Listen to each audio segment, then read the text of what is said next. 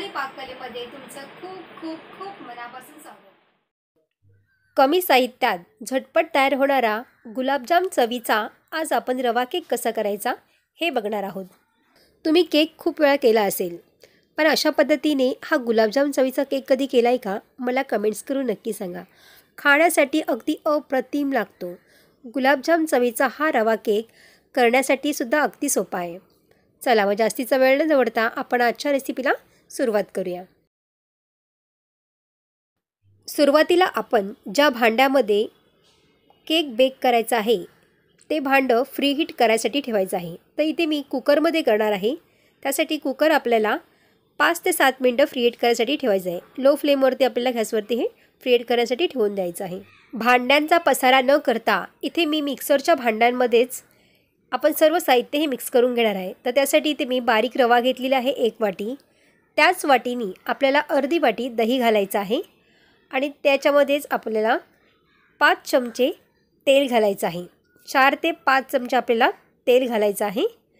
छान असं मिक्स करून घ्यायचं आहे। रवा तुम्ही जाड किंवा बारीक कोणताही तुमच्याकडे उपलब्ध असेल तो तुम्ही वापरू शकता।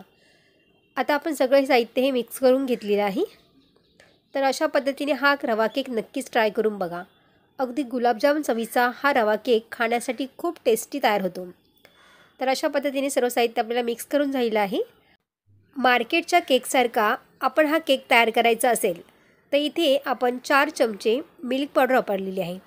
दुधाची पावडर आपल्याला 4 चमचे वापरायची आहे आणि त्यानंतर इथे मी 3 चमचे साखर घेतलेली आहे। 3 चमचे साखर पुरेशी आहे। तुम्ही म्हणाल की तेवढ्यात गोड कसं होईल, पण आपण गुलाबजामुनचा फ्लेवर आणण्यासाठी इथे पाक तयार करणार आहोत। तर साखर आपल्याला इथे 3 चमचेच वापरायची आहे। त्यानंतर ज्या वाटीने आपण रवा घेतलेला आहे त्याच वाटीने 1 वाटी इथे मी दूध घेतलेलं आहे। सुरुवातीला आपल्याला थोडंच दूध घालायचं आहे याच्यामध्ये आणि पूर्ण साहित्य हे मिक्स करून घ्यायचं आहे। दूध आपल्याला थोडं थोडं करूनच मिक्स करायचं आहे। जर जास्त एकाच वेळेस तुम्ही टाकलं तर मिश्रण हे पातळ होऊ शकतं। तर इथे मी व्हॅनिला इन्सेन्स घातलेला आहे फ्लेवरसाठी आणि त्याचबरोबर इथे मी वेलची पावडर घातलेली आहे अर्धा छोटा चमचा। आता हे सगळं साहित्य आपल्याला मिक्सरमधून बारीक करून घ्यायचं आहे। हे बघा मिक्सरमधून एकदा ह्याला फिरवून घेतलेलं आहे। तुम्ही जाड जरी रवा वापरलात ना तरी हे मिक्सरमध्ये फिरवल्यामुळे तो बारीक होतोच। तुम्ही जाड रवा वापरलात तरीही चालेल। तर त्यानंतर हे मिश्रण हे घट्ट झालेलं आहे। आता त्याच्यानंतर मी पुन्हा थोडंसं दूध घातलेलं आहे आणि पुन्हा छान असं फिरवून घ्यायचं आहे। एखादा मिनिट आपण पुन्हा फिरवून घेतल्यानंतर याचं टेक्स्चर तुम्ही पाहू शकताय बघा, असे घट्टच आहे, जास्त पातळ झालेलं नाही आहे। आता हे आपण पुन्हा 5 ते 6 मिनटं साईडला ठेवून द्यायचं आहे। आता इथे 5 ते 6 मिनटं होऊन गेलेली आहेत। तुम्ही इथे पाहू शकताय बघा, रवा छान असा फुलला गेलेला आहे आणि थोडंसं घट्टसुद्धा झालेलं आहे। तर या ठिकाणी आपल्याला थोडंसं दूध आणखीन लागणार आहे, पण त्याआधी इथे मी बेकिंग पावडर घातलेली आहे अर्धा छोटा चमचा। बेकिंग सोडा आपल्या इथे अर्धा छोटा चमच्यापेक्षा थोडासा कमी वापरायचा आहे आणि बेकिंग पावडर अर्धा चमचा वापरायचा आहे। थोडंसं दूध घालायचं आहे आणि त्यानंतर पुन्हा हे मिक्सरला फिरवून घ्यायचं आहे। थोडंसं दूध आपल्याला याच्यामध्ये वापरायचं आहे, जास्त पातळ करायचं नाही। तर तुम्ही इथे पाहू शकताय बघा, मिक्सरला छान फिरवून घेतलेलं आहे आणि त्यानंतर आपलं बॅटर हे तयार झालेलं आहे। आता आपण केक ह्याचा तयार करू शकतो। ज्या भांड्यामध्ये आपल्याला केक तयार करायचा आहे, बेक करायचा आहे, त्या भांड्याला आपण बटर पेपर लावून घेतलेला आहे।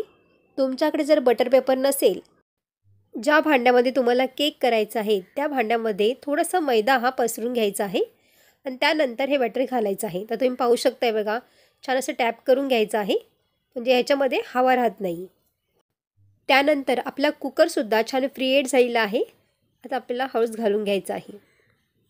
बघा अशा पद्धतीने हळूवार घालायचं आहे। कुकर जास्त गरम झालेला आहे। आता कुकरचं झाकण लावून 15 ते 20 मिनटं लो फ्लेमवरती आपल्याला केक बेक करून घ्यायचा आहे। तर तुम्ही इथे पाहू शकताय बघा, 15 ते 20 मिनटं झालेली आहेत इथे आणि आपला केक इथे छान असा बेक झालेला आहे। तर टूथपिक घालून बघायचे आपल्याला, क्लीन पूर्ण निघतं, आपला बॅटर ह्याला लागत नाही आहे, म्हणजेच आपला केक छान असा फुलला गेलेला आहे। पण कुकर लावताना तुम्ही शिटी काढून घ्यायची आहे, त्यानंतरच कुकर लावायचा आहे। केक झाल्यानंतर आपल्याला पूर्णपणे थंड करून घ्यायचा आहे आणि त्यानंतर पाक आपल्याला तयार करायला घ्यायचा आहे. तर एका भांड्यामध्ये इथे मी अर्धी वाटी साखर घेतलेली आहे आणि अर्धी वाटी आपल्याला इथे पाणी घालायचं आहे. आपल्याला हा पाक एकतारी तयार करायचा नाही आहे किंवा जास्त घट्टसुद्धा करायचं नाही आहे. गुलाबजामसाठी जसा आपण पाक तयार करतो त्याच पद्धतीचा आपल्याला हा पाक तयार करायचा आहे. तर अशा पद्धतीने इथे मी पाक तयार करून झालेला आहे. थोडंसं चिपचिपीत लागलं ना त्यानंतर गॅस आपला बंद करून घ्यायचा आहे. आता आपला केकसुद्धा थंड झालेला आहे. आता आपण भांड्यातून याला काढून घ्यायचं आहे. तर अशा पद्धतीने ही प्लेट ठेवायची आहे आणि थोडंसं वरून आपल्याला टॅप टॅप करायचं आहे बघा. त्यानंतर तुम्ही पाहू शकताय बघा आपण बटर पेपर घातला आहे त्यामुळे आपला हा केक अजिबातही चिटकत नाही किंवा कुठेही लागतसुद्धा नाही आणि मस्त एकदम मऊ लुसलुशीत केक आपला इथे हा तयार झालेला आहे.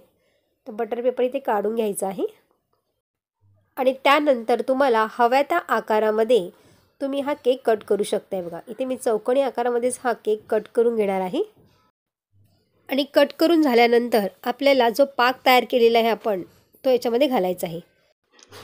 पाक आपल्याला सर्व बाजूनी घालायचा आहे आणि व्यवस्थित घालायचा आहे. त्यामुळे पाक हा आतपर्यंत मुरला जातो बघा, आतपर्यंत तो जातो. त्यामुळे केक खाण्यासाठी मस्त मऊ आणि लुसलुशीत तयार होतो. तर तुम्ही इथे पाहू शकताय बघा पाक आपला आतपर्यंत मस्त एकदम गेलेला आहे आणि किती सुंदर जाळी आलेली आहे बघा. एकदम हा केक मस्त एकदम मऊ आणि लुसलुशीत झालेला आहे बघा. जाळीसुद्धा किती छान आलेली आहे, मस्त फुलून आलेला आहे. तर अशा पद्धतीने हा केक नक्की ट्राय करून बघा. हा केक आपल्याला फ्रीजमध्ये 10 मिनटासाठी तरी थंड करून घ्यायचा आहे, तरच खाण्यासाठी मस्त एकदम चवीला खूप छान लागतो.